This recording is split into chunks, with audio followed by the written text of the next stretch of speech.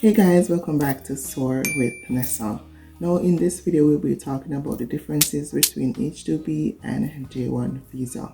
Now before I get into the video, please remember to like, share and subscribe and share with your friends and your families.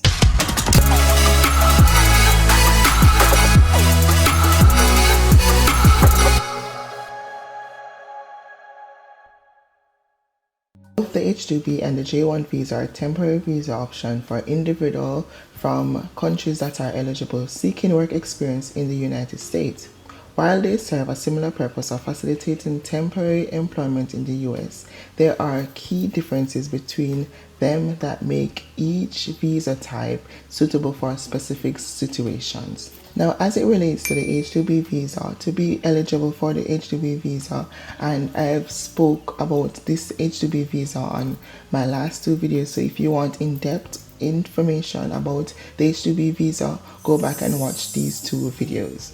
Now, to be eligible for the H2B visa, applicants typically need a job offer from a US employer for a temporary, non-agricultural position. They must also demonstrate that their stay is temporary and that they intend to return home after the visa expires. As it relates to the J1 visa, the J1 visa encompasses a wide range of programs, including work and travel. That's the one I've been on before, and many Jamaicans have been on that one.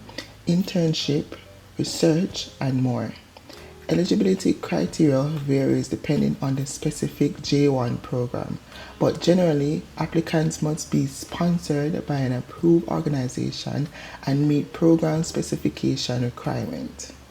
Now, as it relates to the work and travel program, for me, I know that you would have to be in school, you would have to be a full-time student, and every summer you will go on that program.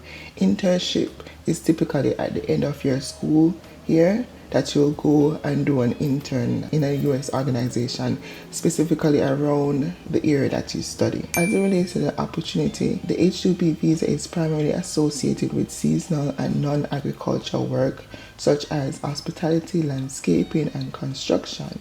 Now, I am on an H2B visa and I am in the hospitality industry. As compared to the H2B visa, J1 visa offers a broader spectrum of opportunity, including work and travel program, internship, au pair placement, and more. It emphasizes culture exchange and skills development. So the H2B visa is more geared to unskilled, while J1 visa don't necessarily have to be unskilled. The application process for both visa involves providing supporting documents and attending interviews and paying fees. However, the exact steps and requirements can differ significantly between the two visa types. It's crucial to carefully follow the instruction provided by the respective visa authorities. Let's talk about the duration. H2B visas are typically issued for a specific employment period and can be extended in certain cases. Now, as it relates to the H2B program, you can extend up until 3 years, and after the 3 years you have to return home and start the process all over again. But within that 3 years you would have to keep extending, like every 6 months, every 4 months, depending on your contracts from your employer. So every season you would have to find an employer, whether it be for summer employment or winter employment, but you have a maximum of 3 years to stay in the country and keep extending. As compared to the J1, the duration of the J1 visa varies depending on the program. Some J1 programs have a maximum duration, while others may offer opportunity for extension. Now, I am going to read on duration of the J1 visa. I'm going to put it on the screen here. But it said the duration of the J1 visa depends on the rule established by the particular visitor exchange program. To determine the duration of your program, review your IAP 66 of certification of eligibility. You may be eligible to extend your stay under the J1 visa if your total stay period does not exceed the maximum duration of the stay for the program and the program sponsor agreed to your extension. So I have a duration list or information right here. I'm going to put it on the screen so you guys can see. But as it relates to the au pair, you get 12 months. and with the option of extending 6, 9, or 12 months more. So you get an additional 1 year to extend on the up year. For business trainee, you only get 18 months. For college and university, you have 18 months for a bachelorette and 36 for a postdoctoral student. So it all depends on the level that you are in university. That's the amount of months you get. So college professors, 36 months, international visitors, 12 months, government visitors, 12 months, medical resident, 7 years maximum, primary and secondary school teachers, 36 months, research school, 36 months, specialists, 12 months, the summer work and travel, which is 4 months. So you will come in the summer and you go back for school and then come back the other year. Training in flight aviation program, 24 months. So you have a whole lot of J1 program, and depending on the program that you have selected, that's the amount of extension that you can get. So let's talk about sponsorship and employers. Now, as it relates to the H2B visa, employers play a central role in sponsoring H2B visa applicants and must provide the need for temporary foreign workers. In contrast to the J1 visa, the J1 visa applicants are sponsored by an approved exchange visitors program or an organization that oversees the cultural and educational aspect of the program.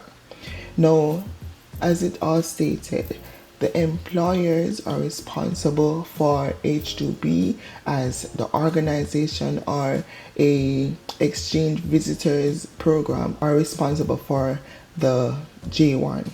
So in my process, as it relates to the H2B, I would have to seek an employer, and when that employer extends their offer to me, they are responsible in taking care of all of the paperwork and then send down the paperwork so that I can go to the embassy.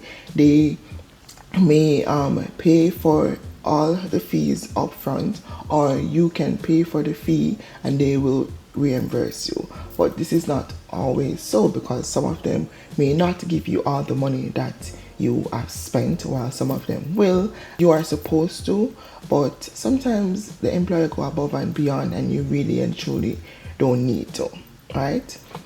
Now, as it relates to the J1 visa, I would have to then go and find an agency, and an agency would have to be under an organization that is in the United States. I would have to pay my money up front to get a spot in the program, and then when I'm got the spot and I'm in US, that's when the sponsor take over from the agency in Jamaica.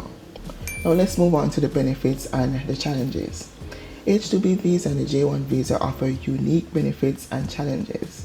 H2B visa may provide stable seasonal employment but may lack the cultural exchange component of the J1 visa. J1 visa offer diverse experience but may have specific program requirements and limitations. Let's dive deeper in the benefits and the challenges section, discussing some of the key advantages and the potential drawback of each visa type. Now, the benefits of the H2B visa. You have a stable employment. The H2B visa provides temporary employment, often in the industries with seasonal demand, offering job stability during the approved period. Predictable income. Workers on the H2B visa typically earn consistent wages, helping with financial planning. During the steady employment and the predictable income, individuals may have the chance to save money during their stay in the United States. Skills enhancement. Depending on the job, H2B visa holders can gain valuable skills and experience which can benefit their career upon returning to their home country. Moving on to the challenges of the H2B visa. Limited duration. H2B visa are typically guaranteed for a specific period, so individuals need to plan for their return back to their country after the visa have expired if you have not done an extension. Seasonal nature. Many H2B jobs are seasonal, which may not provide year-round employment, potentially leading to unemployment during off-season. Dependency of employer. H2B visa holders are often dependent on their employers, which can lead to vulnerability in case of dispute or job changes. No direct path to permanent residency. Unlike some other visa categories, the H2B visa does not offer a direct route to obtaining a permanent residency, aka the green card, in the United States. Now, moving on to the J1 visa. The cultural exchange. The J1 visa promotes cultural exchange and allowing participants to immerse themselves into the American culture, customs, and traditions. Diverse opportunity. J1 Varies covers a wide range of programs from work and travel to internship, research, and more, offering diverse experiences. Educational component. Some J1 programs include educational components enabling participants to learn and gain new skills while in the US. Networking. J1 participants often have the opportunity to network with professionals in their field, potentially opening doors for future career opportunities. What are the challenges of the J1 visa? Now, the first one is program restriction.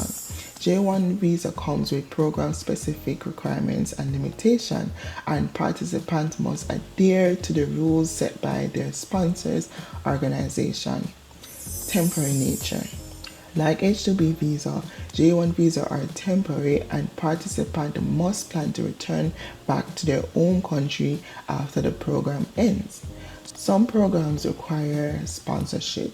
Not all J1 programs allow participants to secure their own employment. Some require sponsorship through approved organization or institution. No guaranteed work opportunities. While J1 program may offer job placement assistance, the availability of work may vary and participants may need to actively seek employment.